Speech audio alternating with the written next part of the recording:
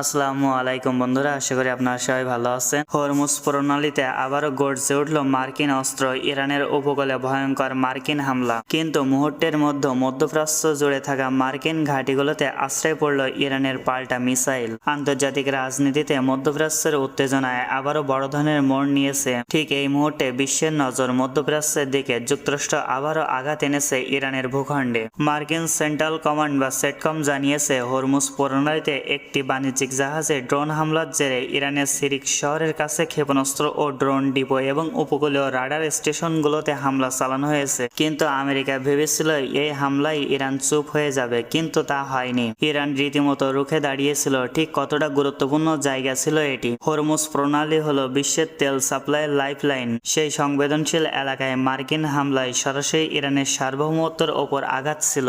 মার্কিন আগ্রাসনের পরপরই তেহরান দেখিয়ে দিয়েছে তারা কতটা প্রস্তুত। ইরানের ইসলামিক রেভলিউশনস গার্ড বা আইআরজিসি ঘোষণা দেয় যে এই হামলায় উপযুক্ত জবাব দেওয়া হবে, এবং তারা ঠিক সেটাই করেছে। ইরান মধ্যপ্রাচ্য জুড়ে থাকা অন্তত 27টি মার্কিন সামরিক স্থাপনায় একযোগে পাল্টা হামলা চালিয়েছে। সবচেয়ে বড় খবর হলো বাহরাইনে অবস্থিত মার্কিন নৌবাহিনীর হেডকোয়ার্টারে সফলভাবে আঘাত এনেছে ইরানি মিসাইল, যার ফলে তাদের 2টি স্যাটেলাইট কমিউনিকেশনস টার্মিনাল পুরোপুরি ধসিয়ে দেওয়া হয়েছে। এছাড়াও কাতারের আল উদিদ বিমান ঘাঁটির আশেপাশে মিসাইল আঘাত আনার খবর পাওয়া গেছে। বোঝাই যাচ্ছে মধ্যপ্রাচ্যে আমেরিকা যতটা নিরাপদ ভাবছিল, বাস্তবে ততটা নয়। কেন আবারও ইরানকে টার্গেট করল যুক্তরাষ্ট্র? গত সপ্তাহে উভয় পক্ষের মধ্যে একটি যুদ্ধবিরতির সমঝোতা স্বাক্ষরিত হয়েছিল। তবে মার্কিন প্রেসিডেন্ট ডোনাল্ড ট্রাম্প দাবি করেন হরমুজ প্রণালীতে সিঙ্গাপুরের পতাকাবাহী বাণিজ্যিক জাহাজ এভার লাভলির ওপর বিস্ফোরণ ড্রোন হামলা চালিয়েছে ইরান সেই যুদ্ধবিরতির শর্ত লঙ্ঘন করেছে। কিন্তু আসুন পেছনের গল্পটা দেখি। যুক্তরাষ্ট্র ও তার মিত্ররা হরমুজ প্রণালীতে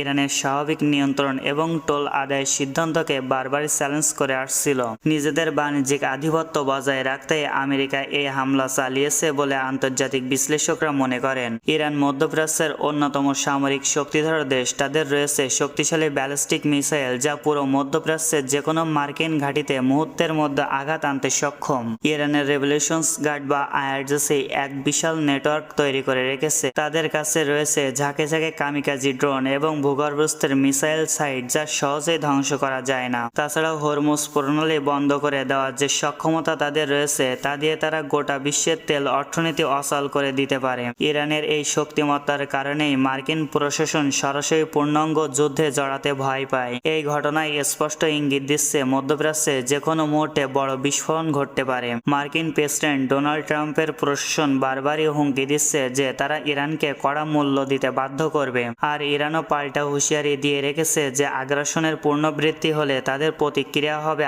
আরও ভয়াবহ। একটি ভঙ্গুর শান্তি চুক্তির ওপর আবারও যেভাবে যুদ্ধ শুরু হলো তা বিশ্ব অর্থনীতিতে, বিশেষ করে তেলের বাজারে মারাত্মক প্রভাব ফেলতে শুরু করেছে। এই উত্তেজনার পারদ যেভাবে চলছে তাতে আগামী দিনগুলোতে মধ্যপ্রাচ্য পরিণত হতে পারে ধ্বংসস্তূপে। এই বিষয়গুলো নিয়ে আপনাদের কি মতামত জানিয়ে দেবেন আপনাদের গুরুত্বপূর্ণ মতামত। আজকের মতন বিদায়, দেখাবে নতুন কোনো ভিডিওতে। আবার আল্লাহ হাফেজ।